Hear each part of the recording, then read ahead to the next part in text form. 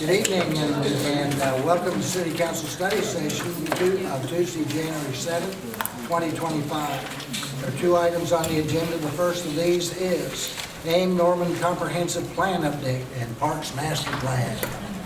Jason, do you take it or? Yes, we're excited to kind of present what is our final draft of this. We've been working over a year on this. We worked with RDG, a great group of citizens and residents, our ad hoc committee and representatives to put this plan together. We're just excited to kind of give the story of everything that has transpired and what the future of the park system will look like. And to give that presentation, I'm going to hand it over to Molly with RDG, and she's going to hop fully into that presentation. Thank you, sir. Hello, Molly. Thank you. Hi, everyone. So my name is Molly Hanson. I'm with RDG Planning and Design, based out of our Des Moines office. With the holistic AIM Norman effort, RDG has been partnering with Garver Engineering, and in particular to the Parks, Recreation and Culture Master Plan. We also partnered with Brian Trusty from Pros Consulting. We'll look into a little bit of that. He did some recreation program analysis and some financial models for us, so we'll get into that a little bit, but just wanted to say thanks to the other members of the team and excited to represent them here today. So if you don't mind, we'll dive in, and please stop me if you have any questions. Otherwise, at the end, I hope we get to have a nice discussion about everything we talked about. And just to ground us in everything that we've been working on for the last year, the AIM Norman Area Infrastructure Master Plan involves not just parks, recreation, and culture, but 7 distinct elements. So several committees, just like the Park Subcommittee, have been working on issues of land use, water, wastewater, stormwater, housing, transportation, and we're talking about parks today.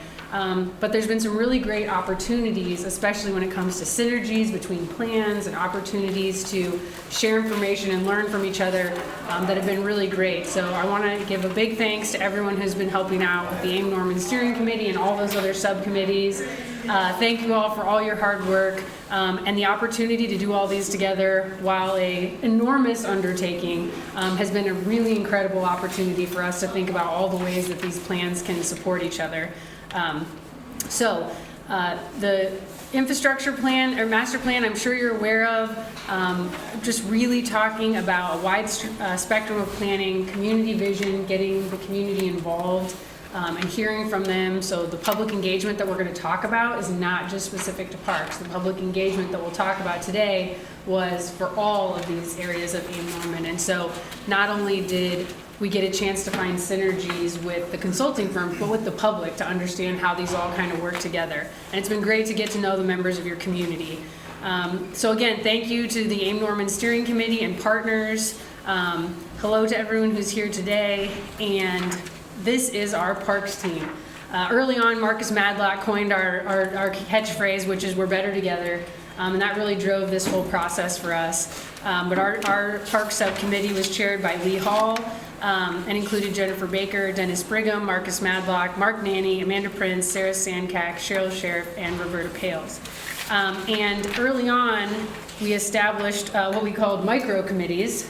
They were pretty small, about 2 people each, not a big group, but we also wanted people to be able to focus on areas that they were passionate about. And so we had groups really focused on trails, recreation, park development and impact fees, and then arts, cultural amenities, and historic buildings. Because as you'll see throughout this, your park department does a lot more than just parks. And so we wanted to reflect that in all of our work.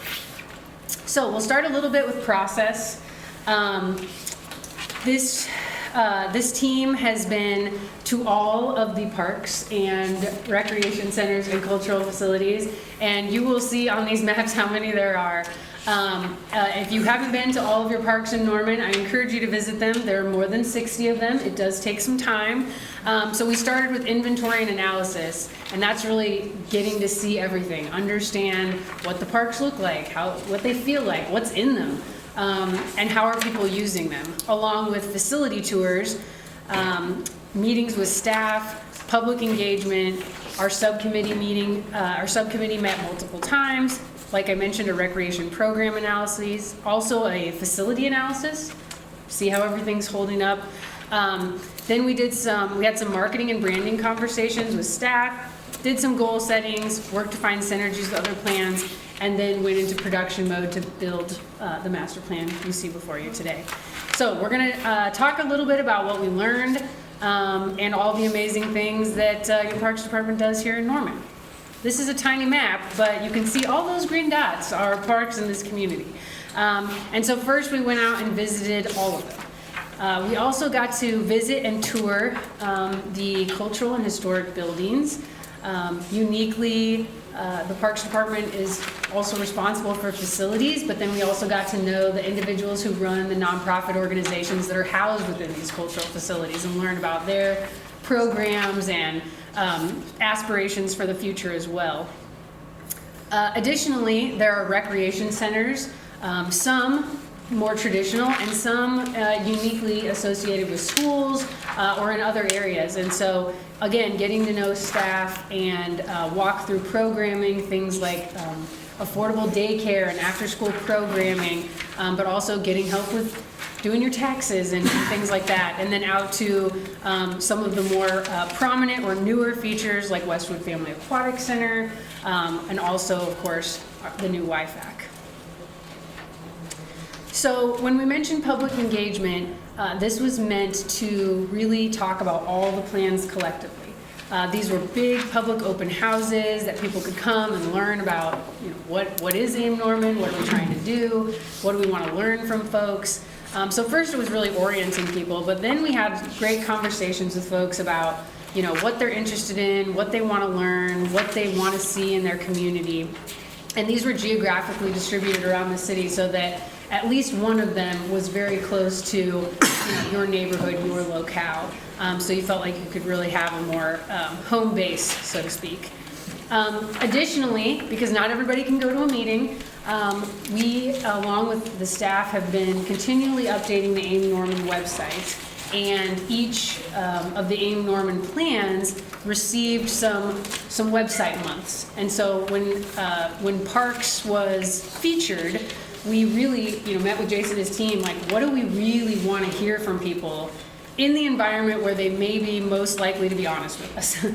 Because sometimes face-to-face, it's hard to complain about maybe things that are bothering you, but, really, we feel like people are pretty honest when they get to be anonymous in a survey. And so we really took advantage of that. We were thrilled that we had 386 responses to park questions, and we'll go through a little bit about what we learned from those. The first thing we asked is, what would you like to see more of in your closest neighborhood park? So when we delineate neighborhood versus a community park, a neighborhood park really is the one that you should be able to walk to from, when you walk out your door. And so really like that close home base for you. And over 30% of people are interested in native plants and natural areas. So that was by far and away our biggest. Other is a little hard. There's a giant spreadsheet with all of the things that people specified with other. But our second true category was trails. Those two things are going to be big themes that you're going to hear throughout this whole presentation. People are really interested in those natural areas and the positive stormwater implications that they have. And people are really interested in what we're referring to as a comprehensive trail network. So a really robust trail system that allows people to move, to and through the community. Additionally, we asked folks, what areas does Norman need to increase our facility and program offerings? Sometimes a way to really get people into parks that they maybe haven't visited or even learn about some of the programs you have is to go to an event or go to, some sort of program. By far and away, you're going to see 42% plus that enhanced trail system. So more trails than we currently have, I assume is how most people interpreted that, was by far and away the most answer, but followed by green space and recreational programs of non-sports. So that could be anything from environmental education to just, less traditional things, being able to grill out or do things like Separate from those months, we were gifted another park month to put AIM Norman questions online, and we really wanted to float out some ideas that we had been hearing through public engagement and kind of test those again with individuals to make sure that that we're getting it right. We had learned a lot at that point, and one thing that we're interested in looking into is a commercial development impact fee being used to support trails and beautification.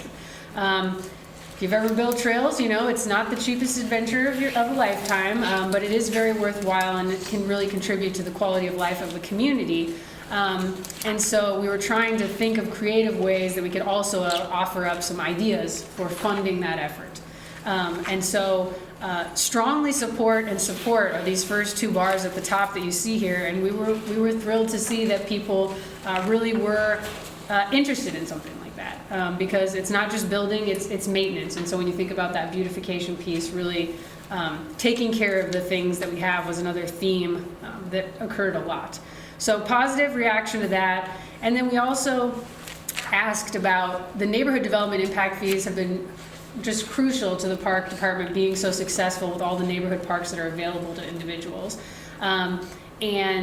That is, those funds are specifically designated for parks. And because this department does so much more than just physical parks, we wanted to ask people if they would be interested in that, supporting recreation, programming, and cultural facilities, because those are all part of what this department does. And again, overwhelmingly, we saw strong support for that idea, really just sort of taking an old concept and seeing if we could refresh it a little bit to be a little bit more nimble. So good feedback on all of those, and it was great to hear from people that they really support kind of some of these future ideas that the department has. So I guess anything so far you've taken away is that we've got a lot of support for parks and trails. Go ahead. Was there any reasons given for the people that didn't support? We did not give there was not an option for that. So yeah, we didn't get great question. We didn't, we didn't get if not, why. Neutral actually is the third bar too. So when you look at that, with this one specifically, the only negative responses are that final one. So that was pretty positive too. Appreciate that. Yeah, thank you.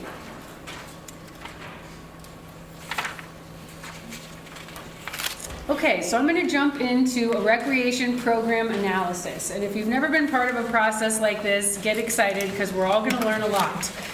We certainly did going through it. Brian Trusty, our partner with Pros, helped us with this, but I will say a huge shout out to the park staff because they also helped with this a lot. There are a ton of facilities, there are a ton of programs.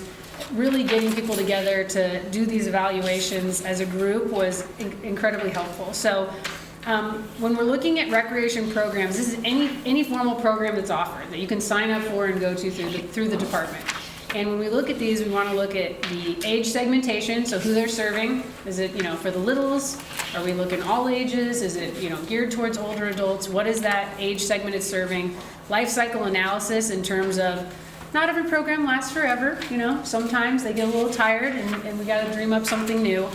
Program classifications in terms of sort of primary, secondary, as well as looking on some return investment opportunities. That comes into pricing strategy, and then recommended areas of growth. We learned a lot when we talked to the public about areas that they'd like to see more programming in, and a lot of this was affirmed through this analysis. If these show up tiny, I apologize. Don't worry, we'll make sure you have all these. They're also in your in the master plan copy under the recreation and programming chapter. So this is really, to keep it simple, on the left are programs by category, on the right are age demographics, and if you see a P, it means it's a primary program. If you see an S, it means it's a secondary program. So this was just kind of looking at the distribution. We analyzed this versus National Park and Rec Association standards. You want to have a pretty even distribution. They give you some criteria of what that distribution should look like. Congratulations, Norman is in a very healthy distribution. Additionally, with life cycle analysis in terms of programming. Sometimes programs are great and people want to keep going and going and going. Sometimes people go and are like, okay, I went to that once, I don't need to go again. And so we really want to look at introduction. We want to try new programs to see how they go. Growth, what does that look like? Maturity, saturation, and decline.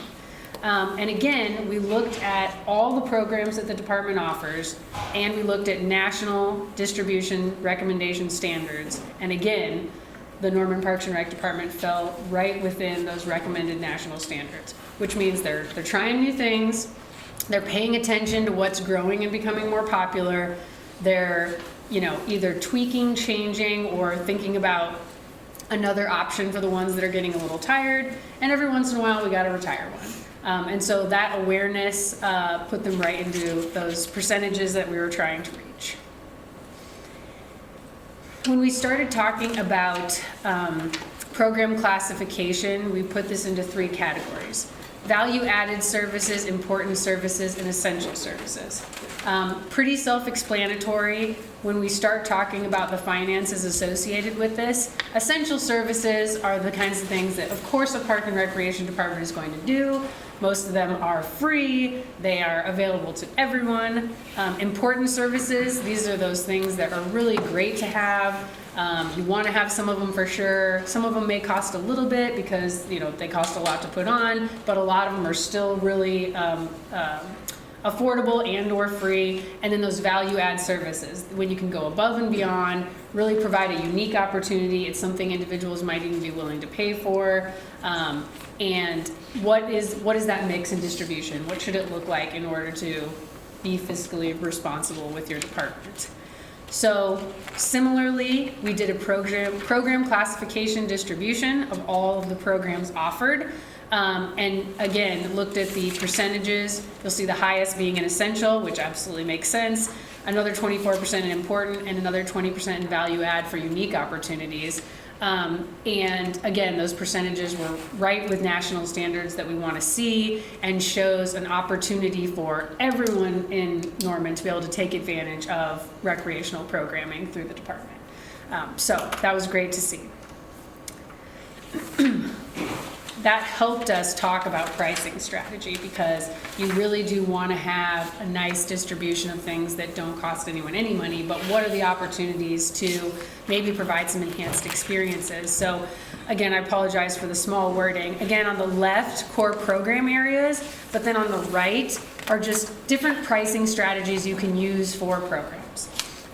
So, sometimes it's different costs for different ages. Sometimes it's by location, or there might be group discounts for something. It might be more expensive during the weekend and cheaper during the week. There's just a various menu of options that you can use to price your programmings out. And again, you just want to see a good distribution that's taking care of a broad swath of the community, a broad demographic of the community, and really thinking about the way that we price programming. Of course, no one gets into the Park and Rec Department to make a lot of money, so that is not the number one. With all of this information and tons of data collected, ultimately we were able to make some recommendations about areas of the growth that the department could consider, especially when it comes to programming, which you can always change up and keep fresh. Adult programs and fitness, these are in no particular order. These were just the very popular ones that we're recommending for growth. Outdoor recreation and environmental education, community gardens and unprogrammed space, additional special events and community events, teen and tween programs, which if you look into Park and Rec Department programming is one of the hardest groups to please, but still working towards that. Affordable childcare, it's being offered and continues to be extremely important to individuals. Outdoor adventure and family programming, and adaptive programs for individuals with varying abilities to be able to not only play and enjoy parks, but also participate in the recreational programming that's provided by the department. Molly, is there another set of data that tells us how these ranked in choice? Oh, and these specifically, these were the ones that are absolutely at the top.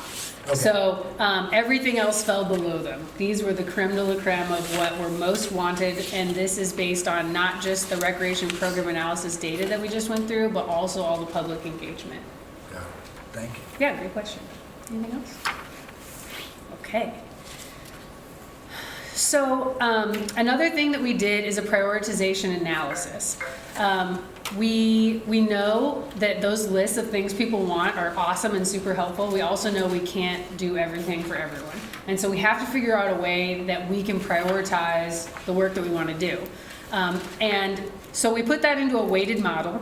There was a statistically valid survey done very recently ahead of the AIM Norman effort, but it was so recent that it was still very applicable to this effort, so that was very helpful.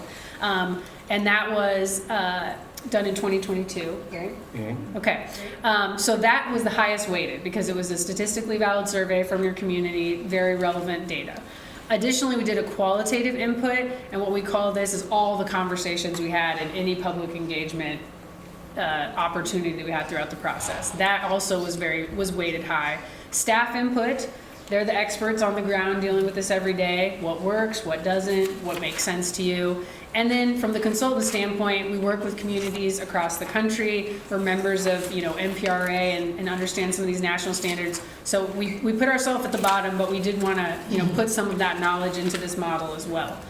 And from that, we analyzed programs and facilities. Now, this is not a checklist. This is not to say that Jason's just going to go down this list and since yellow is the highest priority, that those rise to the top. This is just another tool for the department to be able to use as they're making decisions, from anything from funding to trying a new program to when they think about hiring, what continue to rise to the top. So this is just another tool to help them look at those things. Now, and again, something that fell in the low priority category, it doesn't necessarily mean that that's not important to people. It might be they're doing such a good job that that's not on people's minds anymore. It's not a priority. Or it might just be something that hasn't gained popularity in the community, but maybe it will someday, right? So we're not dismissing the low priorities. The yellow is the high priority, with trails and pathways getting a perfect score, 100%. Everyone wants it the most. The purple or the blue in the middle is moderate priority, and then that kind of light green on the right is that lower priority. Top scores from the high priority in terms of facilities is trails and pathways, indoor sport courts, playgrounds, benches to relax, read, and enjoy nature, community gardens, and dedicated teen youth areas. So again, it's great when data reinforces the things that you hear from people, right? So that kind of information continues to be a priority, and we saw that in this analysis.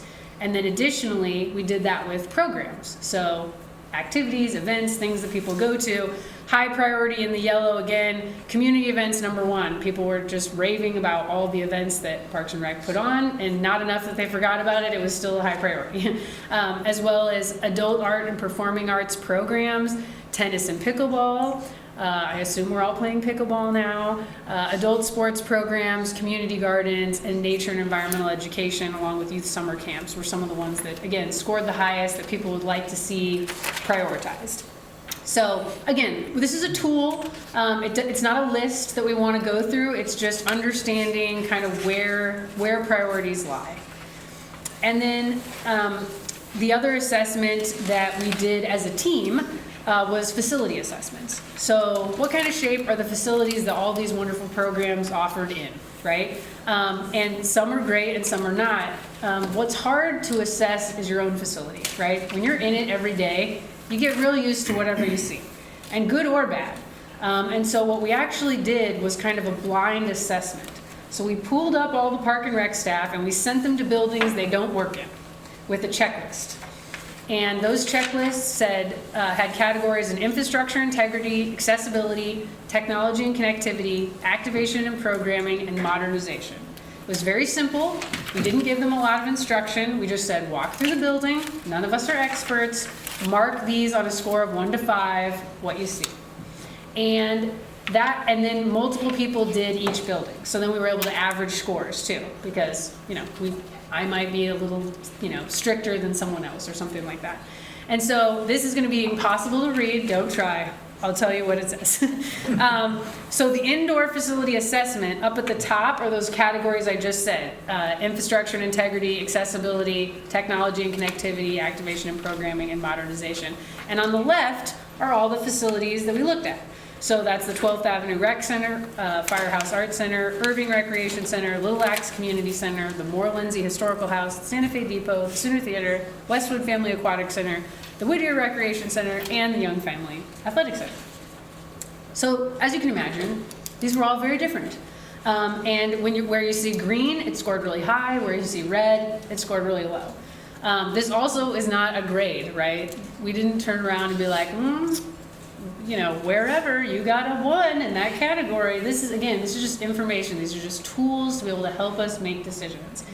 And so we broke this down and looked at some of the areas that might need some work or that are doing really well. Obviously, some of these facilities are much newer than some of the other ones, and so that all plays in a factor. But as we think about facilities and their lifespan and how to invest and take care of them, this is just another tool for the department to be able to really look at this information and help them make decisions. This can be done again, right? In 5 or 10 years, after some things have been updated and some things haven't, we could go do another one of these and see where we're at. So it's also a tool that can be used again and again by the department, and now they have that. I hope I've made the point that this group does a lot more than your average Parks and Recreation department. They manage facilities, they've got pools. Arts and culture is a huge part of this community. It's a huge part of this department. It's a huge part of what we heard from the public. Trails, can't say it enough, everybody wants them. Open space, recreation centers, we've got Westwood, we've got the Adult Wellness and Education Center, YFAC. There's a lot going on. And one of the activities that we asked the staff to sit down and do was to take a look at their current department mission statement. Because it was a very traditional mission statement for a park and recreation department. And we just asked them to look in the mirror a little bit and say, do you really think that you are an average parks and recreation department? Because we don't. This is awesome. This is more than most places have. And so this is the current older park mission statement. So it's the City of Norman Parks and Recreation Department is dedicated to providing fun and engaging parks and recreational activities for the citizens of Norman. And we just felt like maybe some things were missing. And so this was we just sent over an activity guide. This staff did this themselves. So it was to look at this. Maybe there were some words that they liked, maybe there's some words that they didn't like, but also like when you think about the next 20 years and what you do now and what you're gonna do, what do you want that to be? And so I guess happy to share that the new mission statement of your Parks and Recreation Department is this. Our mission is to provide the community of Norman with safe, inclusive, and accessible parks, recreation, and cultural experiences and enhance the quality of life for residents of all ages. Right? So that just really felt strong, encapsulating all the hard work that they do, and also really future-facing, the opportunities that this department has to grow and really affect people's lives in the community. Similarly, we took a look at some logos, which are great, however, maybe a little outdated, and we really had very little to do with this at all. Shout out to Mitchell and his graphic design skills, but this is something that the department took on themselves, and we really challenged them. We're like, you've got a new master plan, you've got a new mission statement, like let's keep going, right? And so this has been put on some things. You may have seen it in a drone lighting display not too long ago, but look at this upgrade. When you just look at how fresh and new and exciting it is with everything that's going on with this department. This is amazing. So this now is that symbol going forward to support that mission statement and all the work that they want to do in the future. And I think it's great. Good job, Mitchell. Okay, so a lot of what we've been talking about is an enormous amount of data collection, right? Some people don't know the amount of data that can go into writing a park master plan, but it's so helpful to have all that information and to really match the qualitative with the quantitative. We went out and we had so many amazing conversations, and then we're pretty pleased to see that a lot of the data that we collected and the research that showed and the benchmarking of national standards in other communities were really in sync, and that's nice. You want those to go together. And so when we came to goal setting, our path was actually made pretty clear for us, which was great because this was an effort of the subcommittee and staff. You may have seen these before. We changed the colors slightly. to make them more park-looking. But these are the development principles for the overall AIM-Norman process. And when we talk about synergies, we really challenged our subcommittee, and this was an activity we did. We were like, okay, these are development principles for a land use plan, a transportation plan, a stormwater master plan, but also this parks plan. And so how can we think about these from the parks perspective? And you might say, you know, how does promoting infill development and neighborhood reinvestment, what does that have to do with parks and recreation? Well, there are a lot of neighborhood parks in this community, so it has a lot to do with it. And so that exercise was really, really helpful. And one of the pages, a couple pages in the master plan are goals that the parks subcommittee aligned with these development principles on purpose. And those are something that we can share with the other master plans so that our goals are lifting up each other's goals, right? If there are park goals that are supporting providing a multimodal and connected transit network, then they're probably showing up in transportation and land use too. And that's just a good thing for the community. So there are goals specific to those. And then with those and everything we learned, we had more formal planned recommendations for this Parks, Recreation, and Culture Master Plan. These slides are not cute, there's a lot of words, but if you're on page 110, you can follow along with me. I won't read every bullet point on these, but we'll read the big goal. Just know that a lot falls under each of them. But when we were trying to say, you know, okay, we've gone through this plan, we've learned all this information, what are the key recommendations we have we want to share with this community? Well, number one, we want to lift up the great work that has been done before this, because there's been a lot. So we wanted to prioritize outstanding goals from the previous master plan. So that was done in 2009, and we challenged the staff to look through that, and if there were goals that they had in that plan that had not yet come to fruition, we wanted those to be part of this effort. So a lot of things have been completed, right? Check, check, check, great. But some things hadn't, or we want to continue to build on them, and so we wanted to see those as being part of this plan. So that was our first round of recommendations, was to lift those up from previous work. Additionally, we want to continue to update and improve the park system. One of the key themes that we heard from individuals was we want to take care of what we have, which is great to hear, right? That means what's there is important, and they want to see it last a long time. And so not only that, but where can we update and improve with all these priorities and information that we now have? How do we make those decisions? So there are some completed master plans that you all have helped bring about, but that haven't been constructed yet. So what a great goal. Let's get those constructed. We already have master plans, right, for some of those parks. But then also beyond that, you know, can we make things more accessible? And also, can we take care of things? You know, what is an appropriate life cycle for a playground? Let's make sure none of them exceed their life cycle, right? Getting into those processes. So continuing to update and improve the system as a whole. And also supporting and elevating the organizations who contribute to arts and culture in Norman. This is its own recommendation because it's that important. We have a group that really is interested in an arts and culture hub, performing arts center, a place where a lot of this can live. Because if any of you have been in the nonprofit game, and I have, it's tough. And being able to share services and facilities and staff is a huge advantage, you know, when you're all kind of in the same sphere. And so what could something like that look like? Additionally, we met with our cultural facilities and we had them fill out a wish list. Wants, needs, and dreams. And we'd like to at least take care of all the needs on that list. But knowing what the wants and dreams are for those organizations and those facilities is also a way for the arts community to work together, right? Because they can look at those lists too, and we can kind of solve some problems that way together. So that was another recommendation. Updating and modernize policies. This is a long page, but the one I want to read to you is that we'd like to review and revise the Parkland Dedication Ordinance, which was last updated in 1976.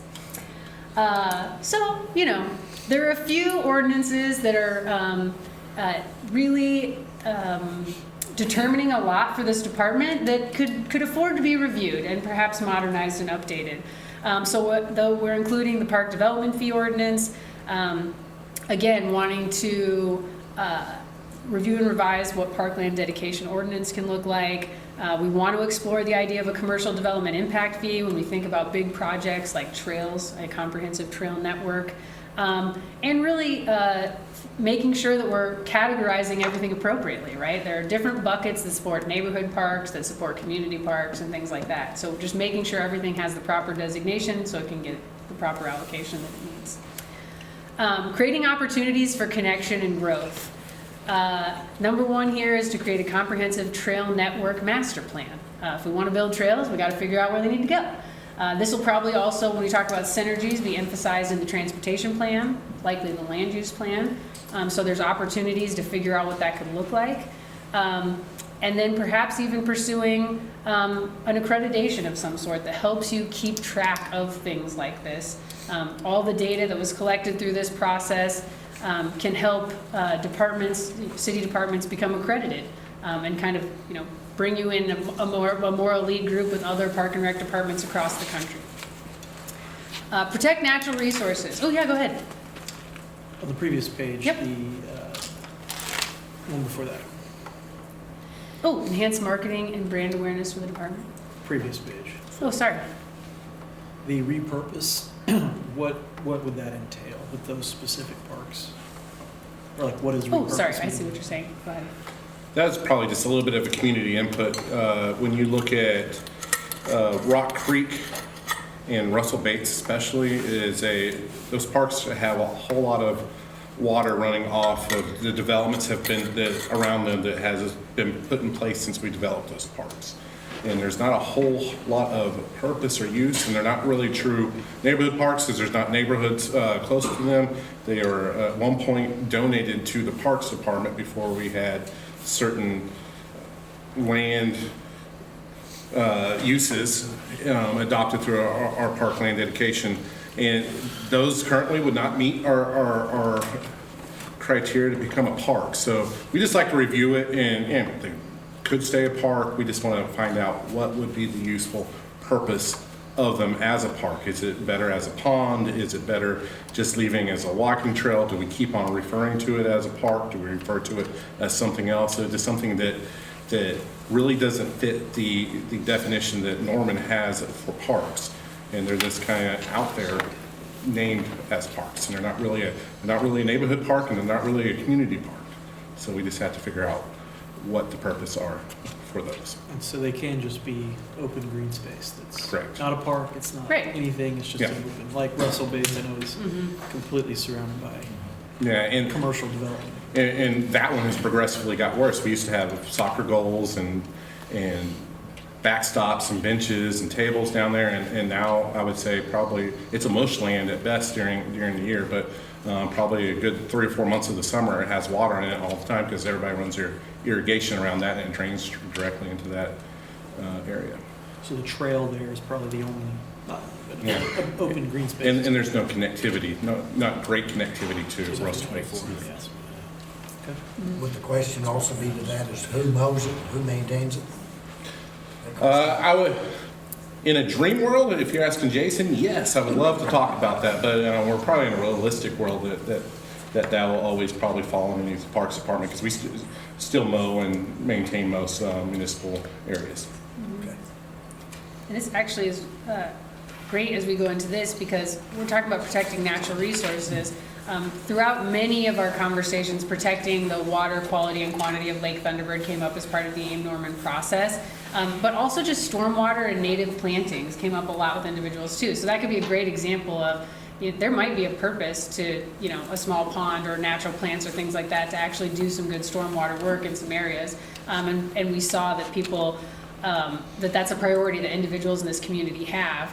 We also want to identify some sensitive watershed areas, so kind of the opposite of what we were just talking about, but those key areas that really do, feed right into Lake Thunderbird or are right up against things. Can we maybe identify those as what we might call like linear parks? So then they are protected a little bit more, and could be really focused on, storm water and natives and things like that, to just, kind of those don't touch areas, if that makes sense. So identifying some of those sensitive areas, ways we can do that is by improving biodiversity, and also exciting, already underway, is an urban forestry master plan.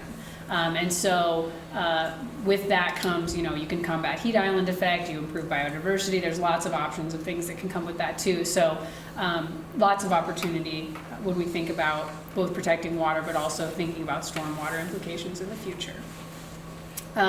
This we brought up, it's not the most exciting of our recommendations, but it is important, right? So prioritizing ongoing maintenance, we want to take care of the things that we have, and it was great to hear that from the community as well. Talking about developing maintenance standards for contractors, so you don't have to have a personalized conversation about every single maintenance standard conversation you have with the contractor. Like, this is what we do for planting, this is what we do for irrigation. Let's build those out, so it just makes people's lives easier. Refreshing signage with the new logo. You'll see a chapter in here that has some imagery for what some new updated park signage could look like.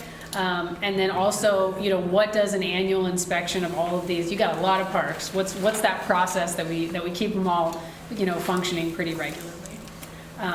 Okay, so we're almost done here. I want to go back to the synergies conversation. This map is meant to look very chaotic, so hopefully it does. We were trying to think about, okay, if we overlay transportation with stormwater, with parks, what does that look like? How does it work together? And you can't just slap them on top of each other, is what we learned. That does not work. But what we do want, and many of these conversations have already happened, but we also want this to help start more of them. There other AIM Norman subcommittees are still working, and there's still a lot of opportunities for synergies. So, for example, when we look at parks, this is a bubble diagram around parks, and basically it's just meant, I think it's a quarter mile and a half mile, or those shades of pink, but how are they close to each other? How are they connected? Who's got farther to go to get to one? Where can we fill in some of those? Where do we need more pink blobs, right? To oversimplify, and what does that look like? How do we think about that? And what are the stormwater implications, right? In 2017, this was passed as a priority Greenbelt Trail system. So we said we're interested in the comprehensive trail network. We don't want to come to the table with no ideas. Good news, we already have ideas. The committees that have been working on this for a long time, and we were very fortunate to have a representative of that on our subcommittee. These are some of the early ideas for, okay, if we really looked at a network that serves the greater Norman area, what makes sense? What should we prioritize? How can we connect to Lake Thunderbird? Those kind of things. Well, there's already a plan to start from, which is great. And then additionally, and this has probably been updated even since they gave it to me, but working with the transportation subcommittee group, what are they starting to see for little connectivities of trails that make sense? What are the opportunities with future development projects? How can we connect neighborhoods to neighborhoods, neighborhoods to parks, schools to parks? What are those things that just make sense? And how can we kind of piece those together as well, in addition to that larger system that helps you get around? And so conversations with both parks and the transportation group kind of helped us come up with something like this. Synergies for stormwater, super important. It continued to be an issue that people talked about. I won't do my what is a watershed song. That's probably not necessary today, but the gold is the Lake Thunderbird watershed that you see on here. The pink is the Canadian River. So those are the two that we're dealing with the most. And of course there's a ton of smaller sub watersheds in there. And then this is also looking at, flood zones and floodways, or floodplains and floodways, excuse me. And we worked really closely with the stormwater group as well to make sure that, WQPZs, or water quality protection zones, are also taken into consideration with any park planning, any trail planning. And we actually parks might be able to help those areas, right? When we think about the stormwater implications and things those can do. So these are additional tools that'll help those departments communicate together when they have projects that it makes sense to find those synergies. And then hopefully to, again, we want our goals to reflect some of the stormwater plans goals. We want some of the stormwater plans goals to reflect some of our goals. And some of it is verbatim, so that those are held up as goals that show up in multiple plans. I know this has been a lot of information. Thanks for sticking with me. What we've done so far is we've had a work session with the Parks Board, so they got to sneak peek of kind of what's been going on. That was received very well. Our Parks Subcommittee, thank you to them and everything they've done, voted to accept the content of this plan. We got a chance to meet with you all today, which I really appreciate. Next is ongoing synergies. You know, there are still plans that you're gonna see a lot more of these presentations over the next few months. Hopefully those synergies pieces will be really strong.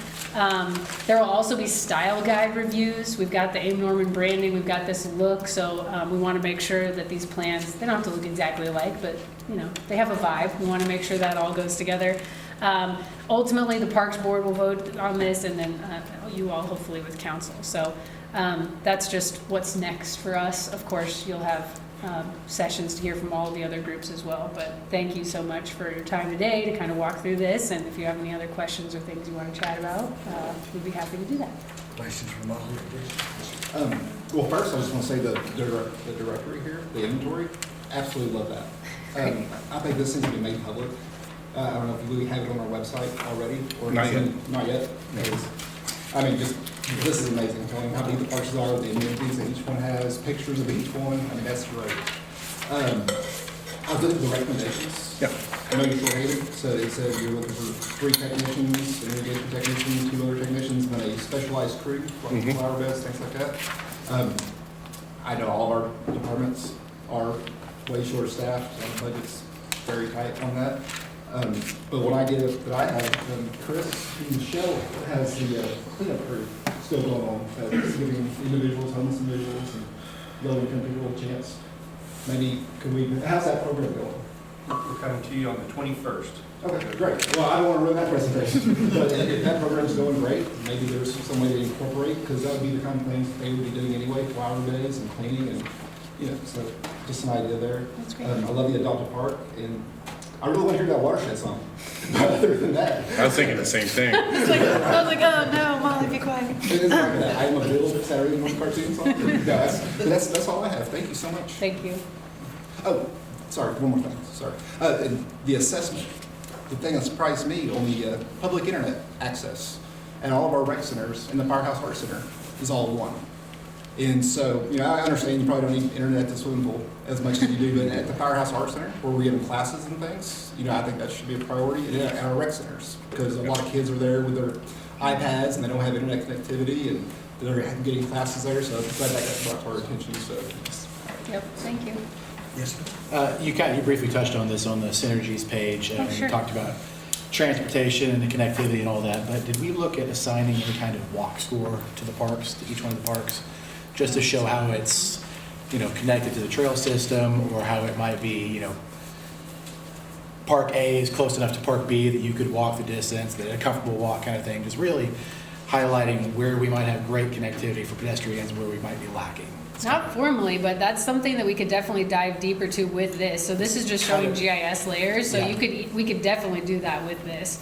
Because yeah, it's exactly like, you know, what's a fourth of a mile versus a half of a mile, and what's reasonable to Right. expect of people. Yeah, 15-minute walk shade. Absolutely, Yeah. yep. So that's, I mean, we could absolutely do that with this GIS layer. Awesome. It's a great idea. Perfect, thank you.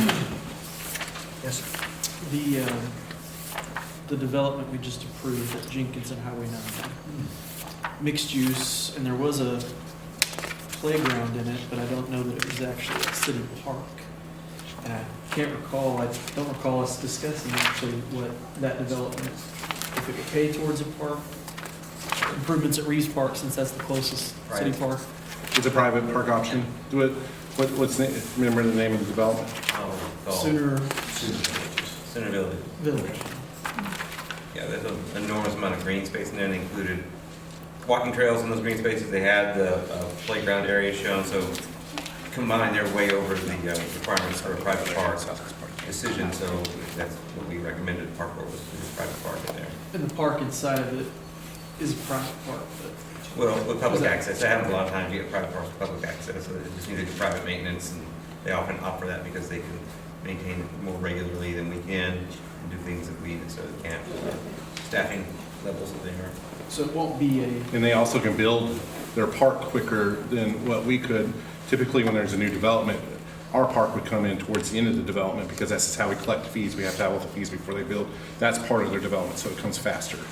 so with that one, when it is built, would it be Sooner Village Park, or would it just be, It would be up to. would it the be on our developer. parks map? That's what I'm asking. No, it wouldn't. Okay, No. so it wouldn't show up on, so there's maybe other parks in Norman that aren't on this heat map that we do have, but aren't technically city parks. That's but true. They have playgrounds, they have trails maybe, but they're built by the developer originally. Yes. And maintained by the HOA probably. I think of Trailwoods, And Green open- Trails, and the River Trails, they all have private park, but they're public access to them, Okay. that they just, we don't maintain them and, own them. Okay, and in that same area, I appreciate the clarification on that. So we may have more parks than it actually looks like we have. We have a lot, which is good. That section down there at Jenkins and Highway 9 is kind of an area that, on here on the map, that doesn't have anything around it. So, and even though Reeves Park is close by, and that's one of our biggest parks, of course. But one thing I did want to note is that because of that, not necessarily because of that development, but a contributing factor, the development we approved, Cedar Lane may eventually get extended to Jenkins, and if Jenkins improved to Highway 9, and that may include multimodal path. And I don't know, would we need to include that on here to make sure that whenever those projects happen, that's noted as something we want, or how should we approach that?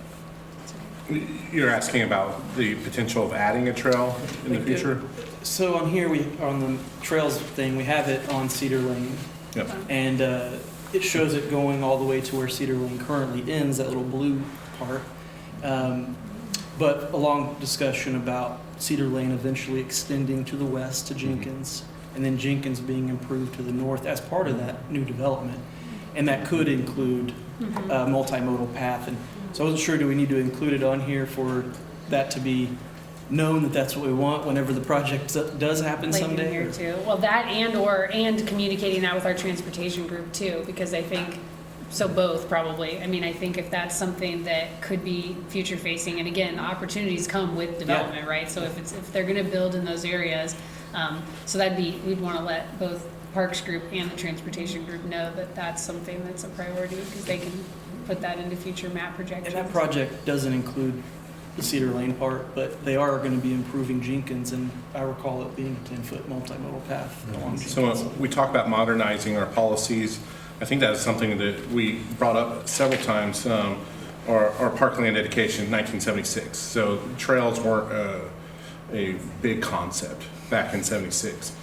So if we update that policy when we start talking about when developers bring future plats, even if it's a commercial plat or is it a residential plat, do we look at that and have trail qualifications inside that? That's something for council to decide once staff can bring you that, or if you want staff to bring you that to start discussing that. We saw it as a priority, but we just need to figure out how to put that into a language and also work with the development community to make sure that that could be realistically happen. But it's something that we're interested in as a park, and it was park system, and that was definitely recognized as going through here and updating policies. We don't have a true trail dedication area, and I think I think first priority is to probably develop a true trails master plan that's adopted, so we understand where our trail paths are going to be and where they can realistically be. Because right now we're kind of late to the game. We're going to have to be looking at areas that are undeveloped, or somehow figure out how to buy easements or property to make these trails if they're not development. And then how do we get a developer to make that a trail or give that back to the city where the city can make it a trail? There's complexities to it, but that's part of our recommendations. We want to modernize our policies maybe to pick up that. Perfect. Thank you. Thank you for your question. So can you speak to the current financial, the operations and maintenance of the parks in Brent, and compared to the future plans and desires and expectations? We How can- is that going to be funded? How is that going to change current funding? Just so we can kind of start thinking about financial-wise, there's a how we are funding- going to do this. funding area of that. I think some of this, what we're talking about in updating our impact fees or park development fees is one of the things we're talking about. That kind of goes in there, and that's probably more aimed at building a new neighborhood park or capital funding connected to our community parks. That's one of the vessels we use for that. Right now, we're only collecting $75 per residence or per dwelling unit that is now getting built. That was adopted in 1994. So if we can update that policy to, and this is an example, which I've been using as an example, in 1994, a playground system cost $30,000. Y'all just approved a new playground at one of our parks for $217,000, and that was a very minimalist playground that we actually were talking about putting in that park. There's other factors that kind of build into that when you look at maybe a Norman Ford, or if we figure out how to do a commercial impact fee, we got to talk to legality. Can we use that to pay for staff? Can we put a beautification crew? Because that's what we're talking about when you're trail maintenance or working on trees that the city owns or in right-of-ways and so forth and so on, medians and islands. That's what we're talking about with a beautification crew, flower beds. There is work right now for that, but we don't have workers to do that. So that's something we're going to have to figure out, and we have recommendations for possible funding ideas, but it'd be something that we present to you. Is it legal? One, can we adopt it, and then can we implement it to have some of these things possibly happen? So your comment about there's work to be done but no workers, is that because? Well, if you're talking about beautification or trail maintenance, we don't have a trail maintenance crew. Right now, we have 33 park maintenance guys, and they're fully extended working on 69 parks. Okay. If we start adding a trail system, which is looks like everything kind of leaning towards parks, if we have that, we're not going to have the manpower to do that. So it's either we're going to have to hire more workers, or we're going to have to figure out how to contract that out. Okay. And what about the ongoing maintenance and operations, like into the future? So based on your current allocations that your department gets now, are you able to maintain that? It's a good question.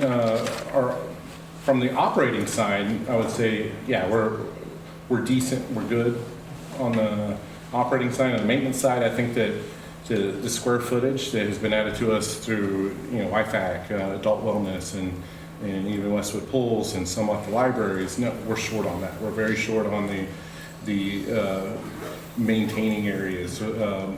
Operating, we've done relatively good at. But our buildings and our square footage and our parkland keeps growing, but our staff keeps staying the same size. Okay, thank you for that. And thank you very much for the presentation. It's very lovely. That's all I have. Any other questions? Well, thank you, Molly. Thank you, Jason. Appreciate it very much. Appreciate the time.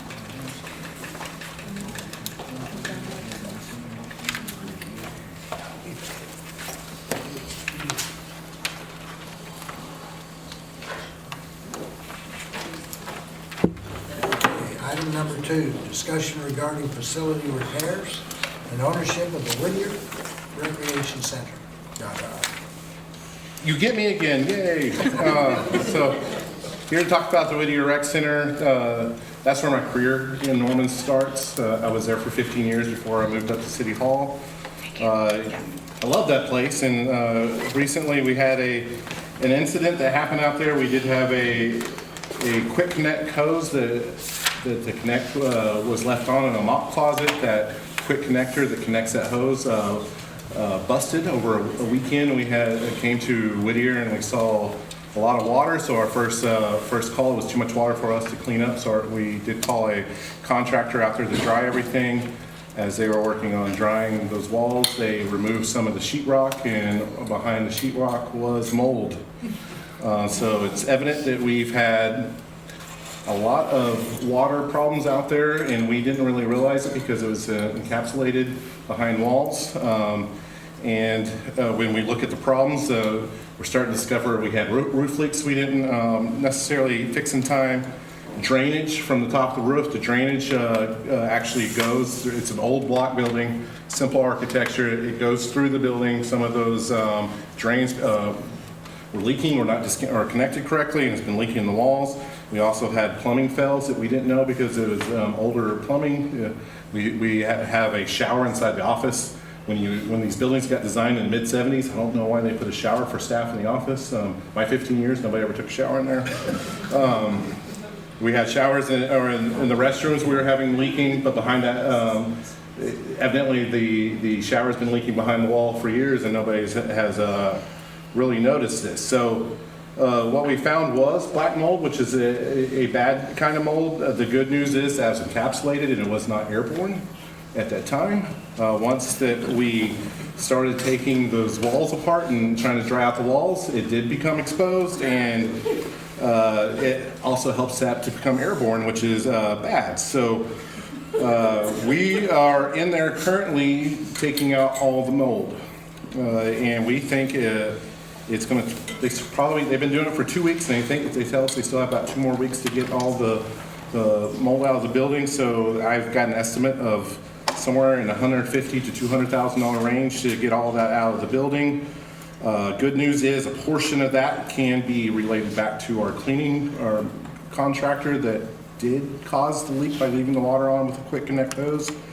I've been told by Cavens, which is doing the work for us, that he's put a number to that. Now it's if their insurance company will accept that, which is about a number of about $37,000, which would have been the regular cleanup without finding the mold. So we're at that portion, and just to kind of answer questions, immediately when we found this, we did move the after-school program. We worked with the school. They gave us a place inside the school to keep the after-school program going. We're now doing that inside the library. We're very upfront and honest with the parents associated with the after-school program, called them all and explained to them all the situation. We also worked with the school to put out messaging about the mold. We have since then just this week after Christmas break, I've reopened the gym. The good news is about the gym, it's all concrete. And if you know about concrete, it's hard for mold to stick to concrete. So we are good in that area.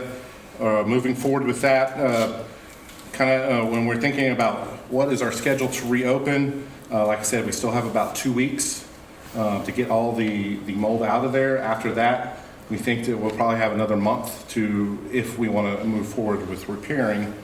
But what we would recommend after I talk to you about this next one is probably just repairing the after-school room and the restrooms to get those ready, because we do have people or our kids that depend on that. If you know anything about our after-school program, we look at it as a service. We kind of talked about that a little bit. We have extremely low cost. We work with DHS, and we make sure that every kid has a spot that wants to have a spot. And we want to make that affordable, especially for those families that are in that little tweener space. You have to have a place to put your kids so you can go to work. So we want to make sure that we keep those services open. Now, we have had conversations prior to this about transferring ownership of these to the schools. We're still in those conversations. We are trying, the Parks Department is now in the place where we are good with transferring these buildings to the school. The school does want ownership of the building. They do have bond proceeds budgeted to go towards both Whittier and Irving, but they can't spend those bond proceeds unless they own the building. We are in less need of these buildings now that we have the Young Family Athletic Center open. We do not do anything in those buildings besides childcare, and that only runs a limited time, about 3 hours per day. Unless it's summer, we do go up to I think 11 hours a day when we're running summer camps. Besides that, repeat, the only thing that we got going on there is very limited childcare. All of our full-time workers have moved out of Irving and Whittier. They now are out of 12th Avenue. And Mr. Olson, I think Councilmember Holman may be the only one on council who will remember the gym situation at Norman High School the city owned gym space. At a point, our space was accessible from the street, and we ran programming. And as the school grew, they built all the way around our gym space, and we had to go through the school to get to our gym space. And eventually, it just made programming near impossible. And it was hardwood floors, it was old school gymnasium construction. It was a maintenance project. And we thought, how much money do we spend doing a maintenance project in a building that we really don't even have access to without the school? And had a conversation with the district about really this space now, it needs to be your space, and you guys need to take care of these maintenance issues. And we made that transfer. It's probably been 4.5 years since that conversation took place. Correct. These two rec spaces now really function as school activities, except for this limited daycare use that we have, and we can make sure those programs continue. We just don't necessarily need to own the whole building for that little purpose. And when we think about what we're spending, I think our custodial expense is about $30,000 a year on the space that we're not in that often. Not to mention that building maintenance issues, anytime there's a light out or we find mold, we're responsible for it right now. It'd be nice to transfer the maintenance responsibilities. Would that mean that what we would do would be to rent that space become a tenant for Norman Public Schools for that after-school program? I think the idea would be if we can figure out a way to legally transfer the ownership to those to the schools. And once again, if we can find a legal way, then we would work with them on a long-term lease, probably for $1 a year, to rent back one room to run our child care operations out of this building. All those kids are also Norman Public Schools kids. Yes. So they're And they're in full support of a low-cost child care program as well. And the reason we have to do it legally is because they came to us under bond programs in the 70s and 80s? Yeah, correct. These buildings were, so the bond, I'm guessing, was passed before 1975, because usually you don't pass your bond and magically the building appears. But the buildings were opened in 1975. I don't know which one was first. Steve? Okay, so I do remember the Norman High Gym situation. What did we get, or what did we exchange for that? It needed a roof, and we got not having to buy a roof. It was about $280,000, I think, as my memory comes back to me, that Yes. yeah, it was going to leak on a hardwood floor, which would have been the end of the floor. And they said, we can spend our building maintenance bond proceeds on it if we owned it. And if I recall, that Norman High Gym was built through a public bond in the 1950s. No, it was the same bond program that built Whittier and Irving. It was opened in 1975. The gym at Norman High, the Yeah. old one?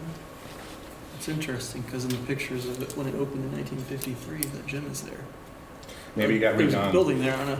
I believe it was in That'd be 1919. interesting. It had the same plaque Okay, in 1975 as Whittier and because Irving. the North Gym, where they play all the basketball games, that was built in the 70s. So it may have been a It might have been rehabilitation. remodeled, okay. Yeah. But I recall, because of it being bond proceeds, like you said, we can't give it away, so we're able to get around that by saying this building needs significant repair. So that we stay at a high level at the request of my favorite city attorney, Rick Knight, and we're going to agendize that and talk about that at Okay. a different time. We're kind of looking at finance committee to talk about that a little bit more into detail. So we don't want to go into exactly what we've been discussing, because we want to make sure that we vet that a little bit more before we bring it back to you. We don't want to give you a wrong pathway and Right. that not be the pathway. And would that include that discussion?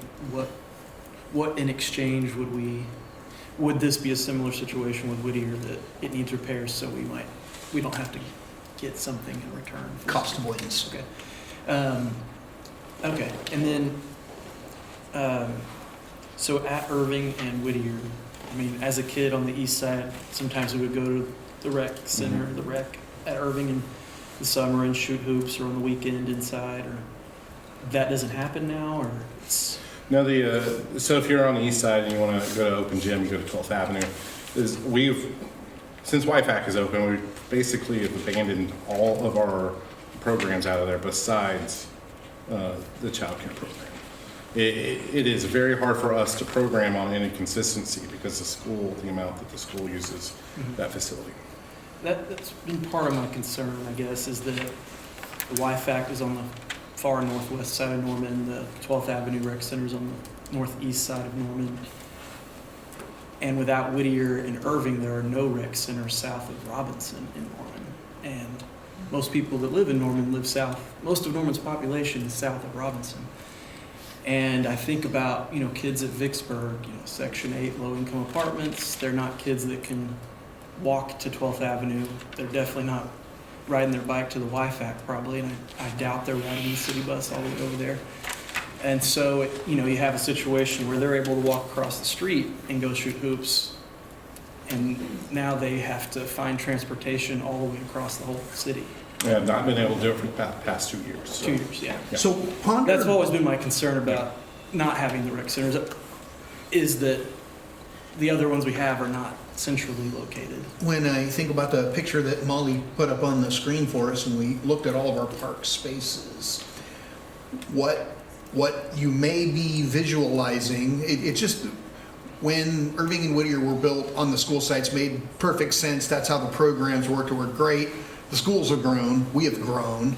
And now maybe what we need to look for is that southeast side gym space, and maybe that's a great Norman Forward 2 conversation at maybe one of our existing parks that kind of fits that walkable, bikeable, public transitable location. So I think this is a great conversation to be able to flesh that all the way out. How do we take care of that student population?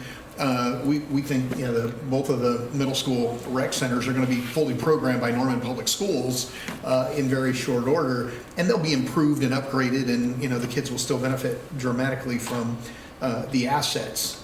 We need more assets in more locations to keep up with that population. And those are part of what makes those really, I think, the great way they were done is that they're in the middle of neighborhoods. So like, you live next to Whittier, you just have to walk across Brook Street or McGee, which are tiny neighborhood streets. But, if we build one at Ruby Grant Park, everybody that lives around Ruby Grant Park lives on the other side of 36th Avenue, which will potentially be a 4 or 5 lane street at some point. Franklin, a major arterial. So you can't get to Ruby Grant Park without having to cross a major street. And same thing we did at Saxon Park. If we did a rec center down there, I just threw that out there, but people would have to cross Highway 9 potentially. And so the real benefit of Irving and Whittier has always been that they're in the middle of neighborhoods, and so they're easily accessible by a wide range of kids, right? And so I've just always been concerned about losing that and not replacing it with something at Reeves Park or somewhere in South Norman or west or east, south of Robinson, basically. So I am encouraged, though, that there could be an option where we still lease space from them for childcare, and that there's still possibilities that those rec centers may still be accessible through the school or through some program that we do in the future, who knows. But I just want to express that concern about giving them up and not doing programming there. Just that the other new YFAC and the 12th Avenue Rec Center aren't as easily accessible. And maybe the nail on the head, as Mr. Olson described, the hours for childcare during the summer, our ability to work cooperatively with the district, and if it's some open gym time, summertime's when the kids are going to need it the most. They're not occupied Monday through Friday, 8 to 3:30.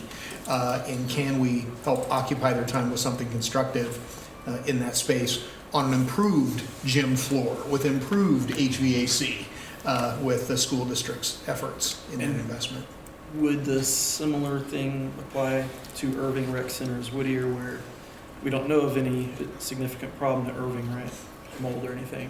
Would it be a similar situation where there's not this outstanding problem, but future maintenance deferred, or us not having to do any more future maintenance? That could be the... Exactly. Okay. All right, thanks. Yes. I think all my questions were just answered. Okay. I'll just recap. The intent is to donate, not sell, to the school district, correct? Yeah, whatever the document looks like, Mr. Knighton And bond Donate's council. probably not the correct word we want to use, but we'll go more and let legal cover that when they're actually up here to talk. Really, I was just trying to kind of tease out the incentive for whichever path, and the Yeah. incentive is to not pay for maintenance and pay for operations. Okay, just making sure. And I talked to I've been talking to Dr. Nick about this for a while. We talked about earning before the holidays, and then talked to him about Goodyear today. It sounds like y'all have a great plan, and I fully support us transferring ownership because the benefits that they would have owning it and the things they can do with it just are exponentially greater than what we can do with it. I do see your point though, as far as the kids, especially over in Vicksburg, having Irving right there is amazing. When I was growing up, they left our basketball gym open at our high school until 9 o'clock at night. Wow. The janitor lived across the street, but he'd walk over there at 9 o'clock and lock the gym. But it was open use. Right now, my kids, you can't even go on the playground because they have the playgrounds locked up in the schools. And that's something else I'll talk to them about because these are some more playgrounds that are very accessible to the kids that live right across the street where they don't have to go to a park that's a mile away. And so I think that's another thing that we can do. That's another great partner we have is EPS, already having all these schools and these gyms and stuff. So let's stay in contact with them. Let's see what we can do about making a better partnership and where we can all utilize the facilities. Because I know he would be for it. Anything we can do. Like I said, having the playgrounds locked, my kid can't go over and shoot on the outside basketball court after school's closed. It doesn't make sense to me. That's one thing I've been talking to schools about, and hopefully we can figure something out. So. And there's space next to the development center there at Reeves. There's room there to be able to build a gym. I haven't seen the end of what I'm thinking is where there's a small classroom building down there right next to Old it. Reese Center. Yeah. And when you put in the S-curve for the roundabout, where's you may just inherit a new viable. Well, I don't know if it was still there when you moved to Maureen, Mayor, but Reeves had a giant gymnasium from the Navy base. I've seen pictures of it where the new baseball fields are. That's where it was, I think, from the pictures I've seen. And there was an indoor pool down there and an outdoor pool and all sorts of stuff. That pool was nasty. The good old days. Anyway, other thoughts, comments, or anything else, gentlemen? We'll advance these opportunities and get them agendized Finance Committee first, and we'll bring them to council for action. Well, thank you all for your time. We are adjourned. Thank you.